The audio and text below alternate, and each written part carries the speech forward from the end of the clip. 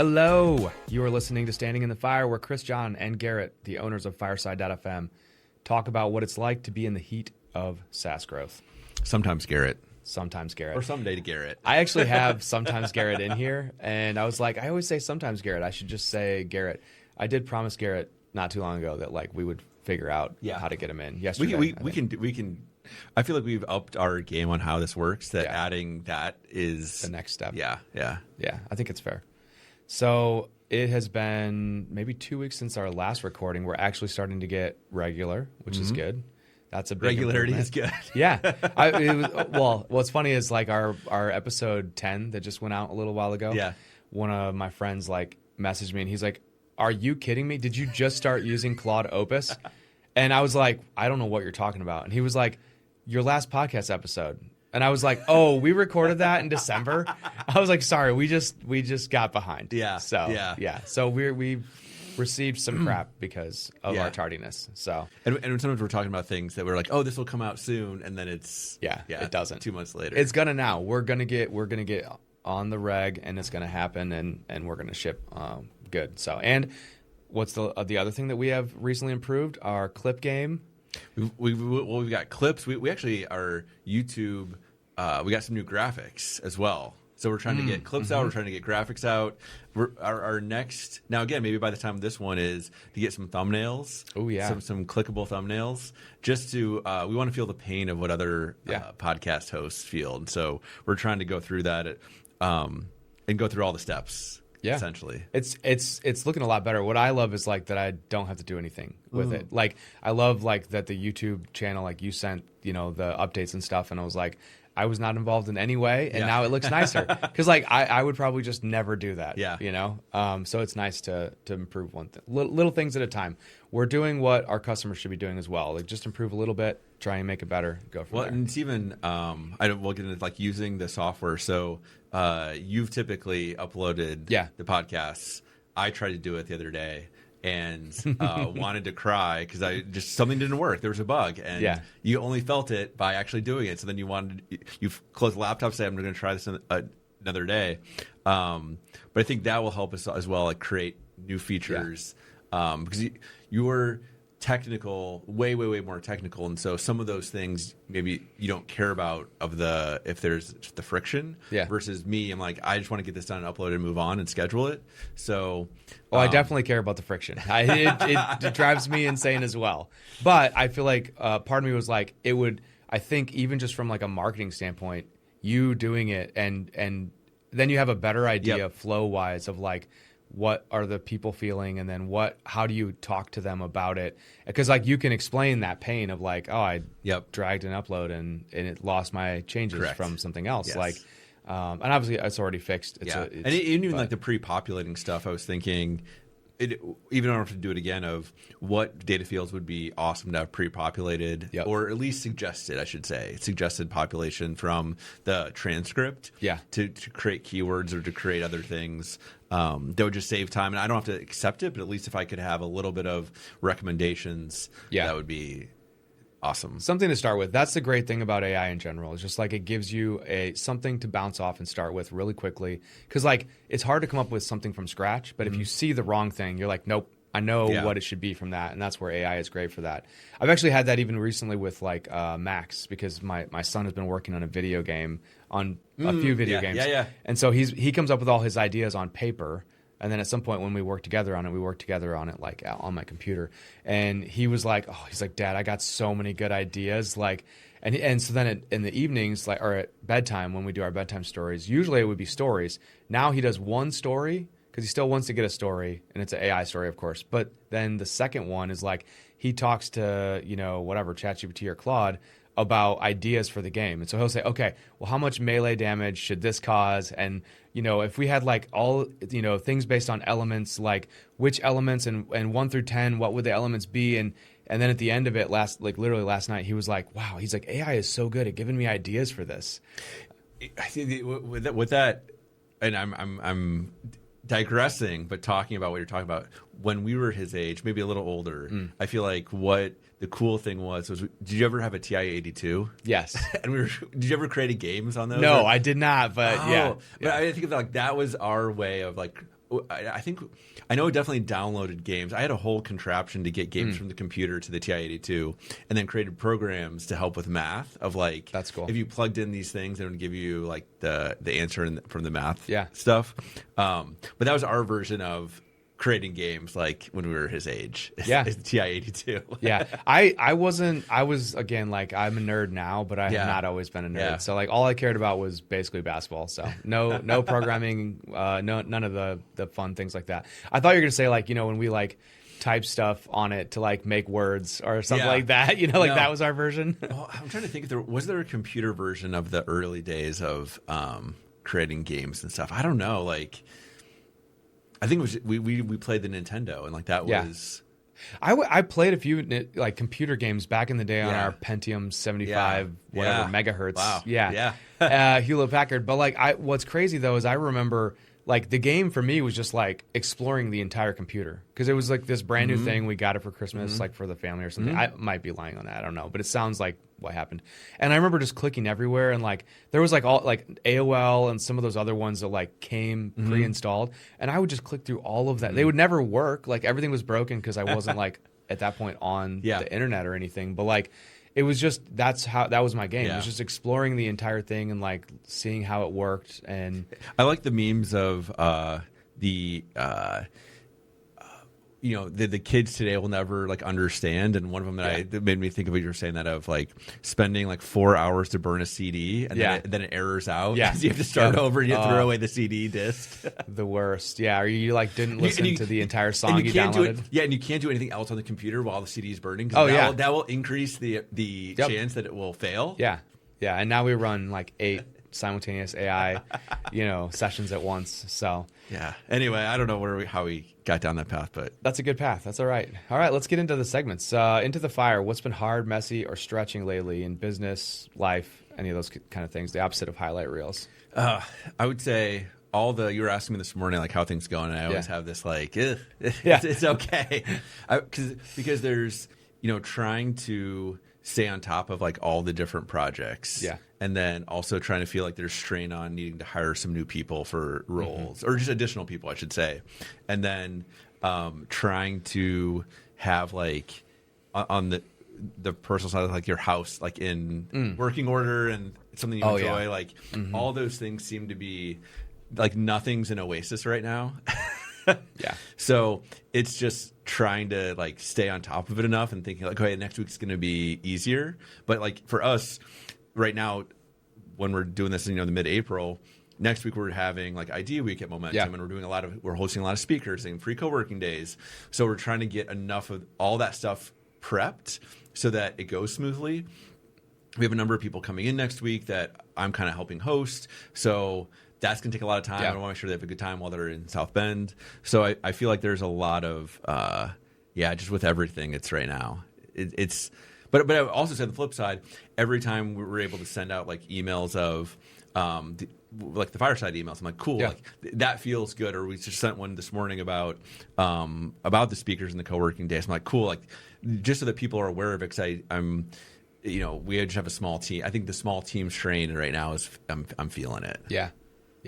And I feel like for the most part, it's interesting because like a lot of the stuff that you're doing is stuff that does require more people. Because I feel like at Box Out, like it's kind of the opposite. It's almost like we've got plenty of people. It's just like, what should we work on and those kinds of. So it's more like directionalizing and figuring out what we're going to do and what we're going to build and who we're going to partner with and how we're going to do that kind of stuff. And so it's I feel like Claude can help with a lot more of it, but like a lot of your stuff, I mean, maybe getting started it can, but like a lot of it's just like in person. You're like, you have to be people. There. Yeah. And I know like for most all startups, it's like all those things are considered startups.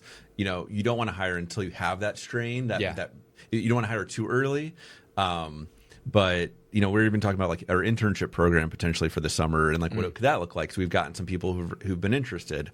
But that's like a whole other thing that doesn't exist. That would be a new add-on to what we've already. And it's always more work at the beginning. Like it's never like, oh, let's do an intern program and now the interns just help us and do work. Like generally I feel like you're doing the work so that they can learn and get a benefit. It's not really. Well, in this one, the way I've been thinking about it is if we have 2 or 3 interns, they're actually to use them for the member companies to say like, hey, do you guys have, and we're that's send cool. it out, like, do you guys have a project, a 2 or 3 week project that they could work on, and have that as a benefit that's a to really members. Cool idea. I like that. And but we manage them so that way everyone doesn't have to hire their own. And so that's the model I'm trying to work with Philip on, is like put together a 1-pager and email the members, say like, would it be interesting? Because I also think that could be a value add of, I'm going to be a member of Momentum because I also in the summer or in the fall too, like get access to some interns that for short term where I don't have to commit to a year or whole semester. Yeah, that's cool. I like that a lot. Well, for me, what's been messy, hard, and stuff like that. I think. Well, I went crazy on the AI train, and I left no margin and buffer mentally, and I think just kind of eventually I was like, I need to have some margin. So thankfully, last 2 weeks gone, vacation, went to Disney, camped the whole way down and back. And that was great. It was a lot of margin and buffer. And now I'm kind of like in like a 9-week sprint until now 8.5, whatever, until our big summer trip. So it's kind of nice to like, I feel like that's one good thing about like, for me, I end up working a bunch in the winter because there's nothing else to do around here in the winter. Like it's always gray and kind of gross. And so then, you get into like spring break, and then from spring break on, it's like a lot of taking time off and not putting in as much effort. And so I'm just like, I guess what's been stretching is like trying to put that margin and buffer in, like small thing. Like I've had this like pulled abdominal muscle for like over a year, and I went to the doctor, did CTs to make sure like nothing serious was wrong, but like it's not bad enough to like stop the world and start doing physical therapy, but like it's not good enough that I can exercise and do things to like feel better. And so finally I was just like, all right, I got to make the margin. And so yesterday I did my first physical therapy appointment, and like I was like, why did I wait so long on this? This is stupid. Like I have I say doctor's note. I have a Post-it note with a doctor I'm supposed to call on it. Yeah. That's been sitting for like at least a month or two. Yep. And I know I need to make the call, but it's like, I'm going to be happier when I do. Well, and you need like 15 or 30 minutes of driving time on each end. And so it's not just like show up and whatever. And then maybe they're behind that day. So like, I also scheduled a doctor's appointment for Monday too with a new doctor. And I was like, man, I was so proud of myself. I did two things, like margin buffer things. So, I mean, maybe those are not supposed to be margin buffer things, but they are for me. Like anything where I'm not, because I'm pretty laser focused when I'm doing stuff. I would say the thing that I do, and I've done it for now a couple of years. Every 3 weeks, I get a haircut. Yeah, and it's like 15 minutes away, and it's not it doesn't take super long, but I use that as like a relaxation period. Yeah, so every 3 weeks you get to relax. That's healthy. That's definitely healthy. Yeah. No, I get that. Like what's crazy is like, because that's in your schedule, it's like you probably almost like look forward to it. Yeah, I do. And you're like glad that it's there. Yep. But nothing new can slip in that might be relaxing, or that should, that's the tough thing. Is like, how do you, so that's honestly been the hard thing, is like, how do I force myself to create margin and buffer? And like Matt Mesker and I were talking about Essentialism. It's a book, so he recommended that because that's the whole point of that book is basically like what's essential, what's not, how do you create margin and buffer in your life. And I think we're all better when we have space to process things and things. So so that's probably my thing. So fan the flames. One recommendation: book, tool, video, idea of a person that's been inspiring you. I'll go first. Yeah, go first. Yeah. So I had a really good talk with Matt the other morning, and that's where we talked about like essentialism. We talked about, just this whole idea of like, I think what was inspiring about it is like, it's really easy to just want to grow your business just to grow your business. Like, because that's what everybody does. You create a business to like grow it and see it succeed. But like, there's this reverse thing where like it gets a certain size, and then what's required of you is not necessarily what you enjoy or want to do, And so we had this good conversation about like, what are the things that you like really enjoy? And like for me, I love building. That's what I like to do. I don't like managing feelings and all the other things that are involved, like thinking about partnerships, or like, I know those things are essential, but like I don't get excited about them. I don't wake up in the morning and say, I cannot wait to negotiate this, Do you? No. Here's where lately I do get excited is when I think for here specifically, is if we sometimes have these new people coming in for a tour, and I think that they're a good fit, and I know that we have a good product for them. I get excited of closing them. Yeah, that makes sense. But it's not for everything. Like it's not in every scenario and everything that I'm trying to sell. Yeah. But when people come here, I'm excited to close them. Yeah. To because I know that we have a great offering. Yeah. Yeah. No, I get that because I would have the same thing on Flipper. Yeah. You know, like I'll have moments like that where like I'm kind of the salesperson. Yeah. I know we have a product. I know we can help them. Yep. They tell me their problems, and I'm like, yes. But I do know, and we were talking about it a little bit before, when the gets to like complicated either contracts or complicated submissions you have to do. Yeah. That is not fun. And I know we were doing a couple of those. I take credit. Yeah. You were doing a couple of those. Yeah, I've done a few, like a lot more, honestly, in the past. It's funny because like on Box Out, you know, Robbie's a salesperson. So like he has to deal with the people who are like, I need to do this thing, but I can only pay you in this way. And it's really annoying. And it's barely worth doing it for one. And so you just have to hope you get more in the future. And every time he would come to like Steve and I with that, we would be like, just say no. Right. Like, we're like, no, don't do it. But then, you know, you get in a different spot. And now I'm the person who like, they're like, I want your product, but the only way is this painful process. And I'm sorry that you have to go through this, but this is the only way that I can do it. And then I'm on sam.gov for like 2 hours with Claude Cowork trying to figure out how to do this, you know? So I get it now. But yeah, that's so anyways, yeah, the inspiring thing was just like, you know, talking about like, you know, why, I guess being intentional, like with momentum, there's a certain amount of growth where it would be 100%. Like that would be the maximum growth because there's only so many people you can physically fit in the building and support them. And so you'll probably never get to 100%. That's probably impossible. But like there is some kind of fixed amount. But like with software and stuff like that, it's not fixed. And so there's always this side where like with Speaker Deck, you're like, I could always take thousands more people because I'll just buy more servers, you know? And so I don't know. There's just like, I think that's a thing that maybe it's because I'm mid 40s and it's just a midlife crisis and I don't like cars. I don't know. I feel like, yeah. You feel like it's that? No. I was going to say, I feel like I've been having some of those lately. Yeah. Well, but you're almost 42, right? You're like a couple years away or whatever. Well, so I'm like 29. 29. Yes, exactly. So it's only 11 years. But like, that's the thing. Like you get to the, like, and I thought maybe I was having it early in the 40s, but then like the longer you go, I just think the more you have until you know exactly what you want to do. Yeah. I think that's the thing that's like, it's inspiring, but also kind of messy is just like, what do you want to do in life? Like given options, you know, where do you want to spend your time? What do you enjoy? And also like, do you want to grow the business or do you just want the business to be something that you enjoy that supports you?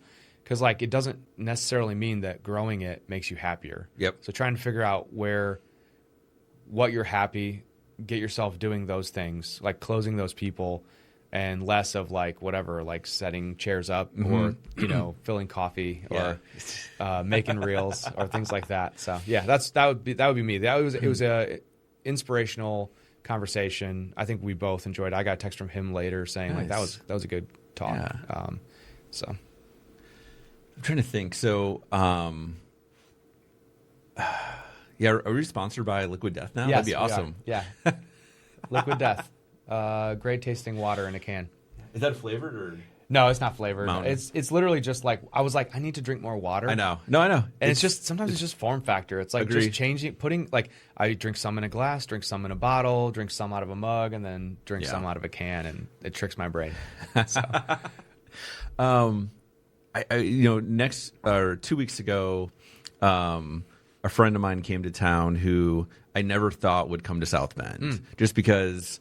I think she never thought she would either, but her brother was doing a speaking engagement in Lower Michigan, and so where there wasn't we were close by airport. So, and so she's like, "Oh, like I know someone in South Bend. Let's go there." Nice. And so unfortunately it was spring break, and so there wasn't a ton of people around. Yeah, but I think having her come, and then also folks are coming next week. I'm like, "Oh, like we're doing it," and I feel like we're making impact with people who would typically not think to come to South Bend are willing to come for whatever reason, whether it's even someone saying, hey, you should, like a mutual friend saying, hey, you should go there. Yeah. And I think that's feeling cool. And, we had last weekend, cool podcast person coming in. Oh, yes, I forgot about that. Yeah. So I'm just like inspiring. So it's just like, we're having, like we're doing what I wanted it to be. Yeah.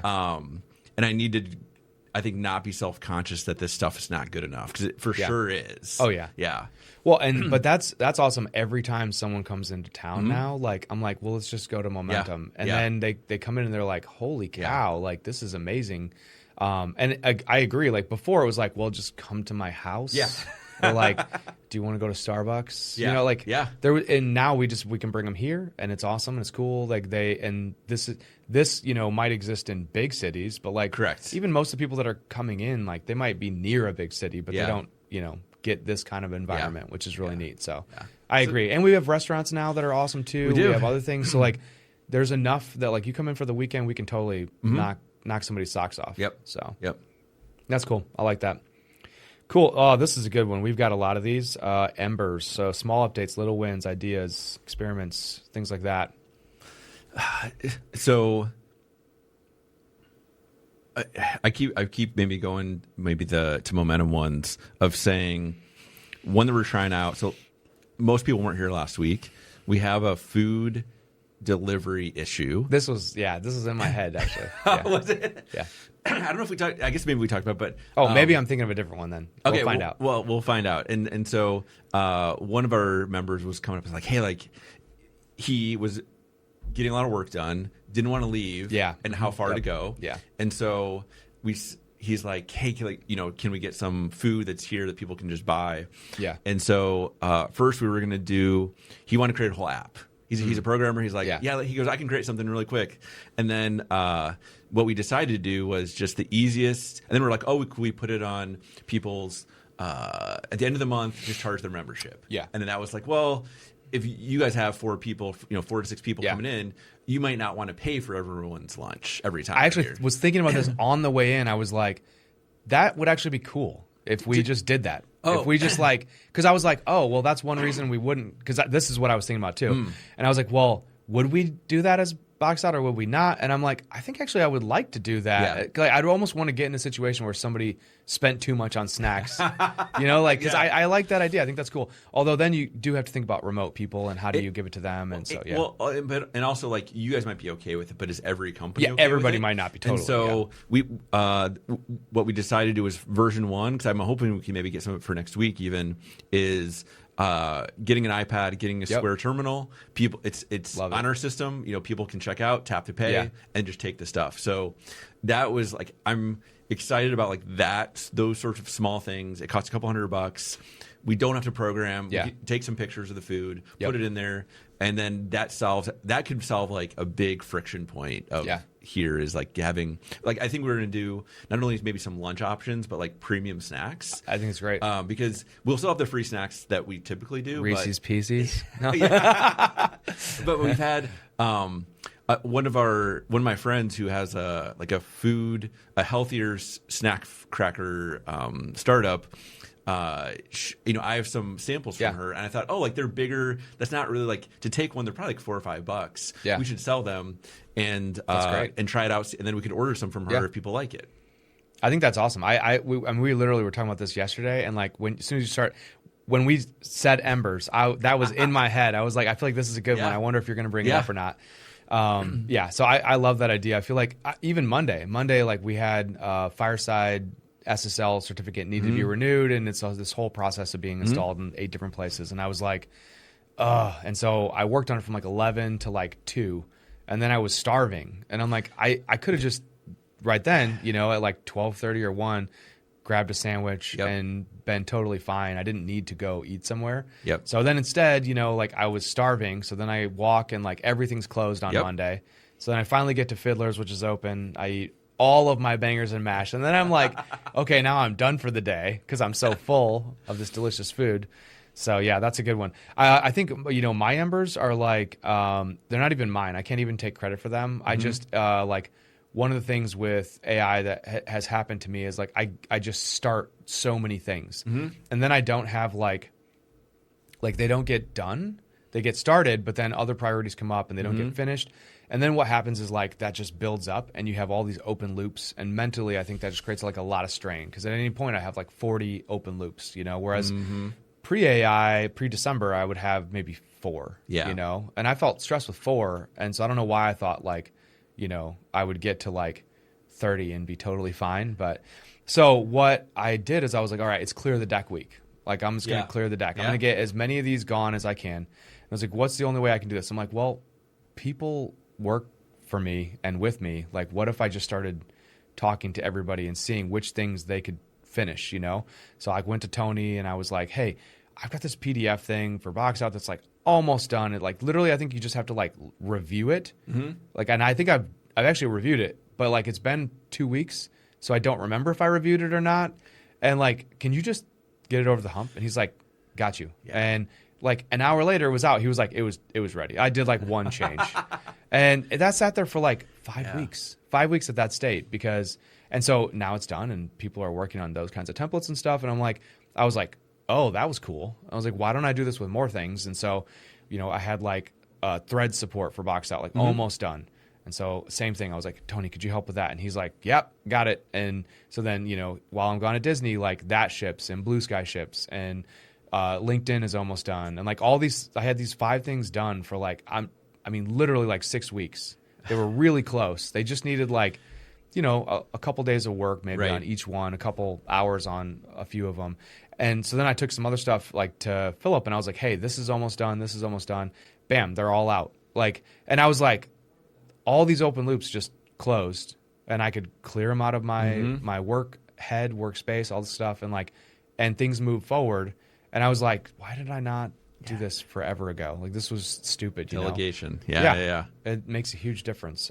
Even just little things like, you helping with putting the episodes in. I was like, why I shouldn't be the blocker for that. Right. Like, and it's better for the company as a whole to get someone that's, like you said, that's not me or not technical. Right. You're technical, but like less technical right. using it, like just to get other opinions and other, like I would really like this to happen and, make it for ourselves. So I think those were my Embers, were just like lots of little things that I, asked for help on. I'm not a person that likes to ask for help. I'm like a person that likes to help. And so finally I was just like, I said uncle, tapped out, and a ton of things got done. And I was like, I was just blocking them. Yeah. I was just being stupid on it. Yeah. So the other, I'll do one more quick Ember thing. We kind of talked about it at the beginning, but it's I'm hopeful that we can get an integrated piece where people can create their cover art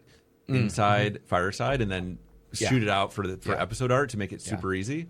So we've started on some basic designs that we just think like with images and titles and episode numbers. But I think that's going to be super cool. And even if we have to do iterations of it, I think it'll just make it the process way easier. Yeah. No, I agree. I love that idea, especially for like episode specifically. Like I feel like that's, and even just some of the stuff we've been doing on Box Out that I think is related to this, and being able to like create custom templates and then being able to API replicate them via, just a little bit of text and stuff like that. I think that kind of stuff mixed with that is just going to end up in a really cool result. Yeah. Like if people could have their own, cover art in a system and then attach it to data, and then in Fireside it just automatically goes in and makes it and stuff. That's a great workflow. Yeah. So there's a lot of, now that we've got the new studio, basically like most people are using it, everyone that's active I feel like is using it, and on top of that it's getting better. Like Garrett shipped drag and drop uploads yesterday, some things like that. I think with that those improvements happening, the next iteration is like, okay, now it's flow of like new episode. What are all the pain points? Because I've felt them, you've felt them. I'm now feeling them. Yep. Yeah. And so it's like, okay, we got to slim the fields down. We want like MP3 and then transcribe it and then AI suggest all the things. And I think we can make that a lot better. I think in the next 2 weeks to a month, that's going to improve a lot unless we get pulled into some other stuff. Yeah. So. Yeah, but again, we're entrepreneurs because we're optimistic. So the optimistic side of me says that it's probably not going to be that. So cool. That's it. That's our segments. Anything else? Oh, that's our segments? Yeah, we only have 3 that we do regularly. I didn't realize we did them all. Yeah. Is there anything that I was trying to think of. Is there anything you're excited about for the next week or two, or any book or podcast that you've been listening to that you really enjoy? Yes, actually, I should have said that in the Fan the Flames, but I've been listening to The Physics of Startups, and I listened to like 4 or 5 of them. It's I think Rob Snyder or somebody. I've never heard of him before. I don't know him. They're like a bunch of HBS people, and I would say like sometimes it's a little bit like, okay, fast forward 30 seconds. But the general idea, what I liked, is he talks a lot about push versus pull in startups. And so he's like, you should never, like, it's really, my favorite episode was the translation guide. There's one where he says, this is how you should do, it's like a B2B sales, call, and how to translate what the customer says into the push-pull framework. And so his big thing is like, there's supply, which is like, I would like a CRM. So the supply is like, you say, oh, they said CRM. That means that's what they want.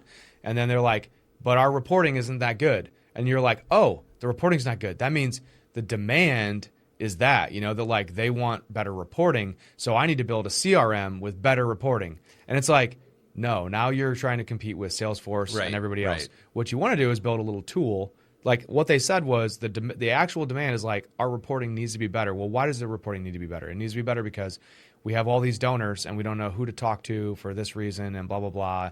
And so like this whole idea of like listening to what people say and then translating it into like them saying, this is what I want, which is supply. But this is the thing that actively is blocking me that right now I have permission to buy software for, and I need to move forward on this. And it is literally like, if you can give me this, I'm like pulling this out of you. I want this to exist. Like that's the thing you should build, and that's what you should focus on. I love that idea of like pull and going from, like, again, sometimes it's like you feel like you're pushing, like, I'm doing a demo. I've got to come up with all the right points, and I've got to show everything in our product. And here's even like the marketing site. The marketing site is like, oh, okay, well, here's all our benefits and our features, and we have jobs to be done, and like all these other frameworks. But like at the end of the day, it's like somebody gets blocked. They need to get unblocked. Can you unblock them or not? And how can you describe to them in that moment that you can unblock them? And if you can't, how can you build that software for them? I love that idea. Yeah. And so, just going through, like thinking through some of them like that. He's got a Substack. He's got a book. I think I'm actually going to buy the book and read it because I've enjoyed just kind of skimming through the podcast enough. But I think the B2B sales guide and then the translation ones were my favorites. And that was like just because, I'm driving all the way down, driving all the way back, and listening to a ton of podcasts. And I was like all the way through My First Million, all the way through David Senra, like his new podcast. And I was like, okay, I got to find something else. And I just saw that when I had added it. Someone had recommended it. I don't even know who. So thank you, whoever that was. And so I just listened to it. And the first one I didn't love, but then I had nothing else to listen to. So I listened to a few more, and then I found a couple that were good. So nice. I've been, I was looking it up. I haven't gotten too far in the book, so I can't say much about it, but personality isn't permanent. I've been listening to that. Oh, that's cool. I like that when I go on my walks, just to like, I often like lean into like the business side books, and this one's less on the like Alex Hormozi business side and more just like, personality and like leadership, that sort of stuff. So yeah. I'm also getting really close to finishing The First Tycoon, which is a fabulous book. And honestly, like I think it has kind of it inspired me to even try to buy Fireside and like make any of that happen, because I was listening to that book and I watched, Cornelius Vanderbilt, like, start with like a canoe, basically, a rowboat, and then like go to steam engines and then multiple steam engines and then railroads and then multiple railroads and like all this kind of stuff. And like just the way he did business, I think has been, we're kind of towards the end. I'm at the point in the book where it's like the end of his life. Like he's in his late 60s, like his wife has passed away, like a bunch of that kind of stuff has happened. And now and people just constantly pick fights with him. And he's like, again, this is like, maybe it's not accurate. Maybe it's just one guy's opinion based on books he's read. But like the general thing was like, he liked competition and he liked his competitors. And he ended up kind of being friends with them. The only ones he didn't were like the ones that were like snakes. That like he just believed were like dishonest from the get-go, and he's not a fan of these people. But like everyone who like attacked him in private and didn't make a public deal out of it, like in and out, became his friend and didn't become his friend and then became his friend again. And like, there's this really interesting, like, like you're my enemy right now, but like that was a nice play. Let's go get a drink. Like I was like, that's kind of a cool vibe, yeah. So there's some cool stuff like that. I was just last night I read a little bit more. It makes me think of whatever that cartoon is where they clock in and then they like chase the guy around and then they clock out and then they're friends. They go they go to the pub or whatever. Yep, that's exactly what it was. Like, and that was kind of, I've just enjoyed that book for that. It's again very long and there's a lot of dry parts, but I've kind of just given myself permission to skim and do the same thing in podcasts, stuff like that. I'm like, it's okay. Like sometimes you just, if something's not vibing with you, move forward. If you catch something that is, go back a little bit. I think that's great. So awesome. Cool. Well, if you haven't done so already, please subscribe, or comment. It helps the algorithm, and we appreciate it. We'll see you next time.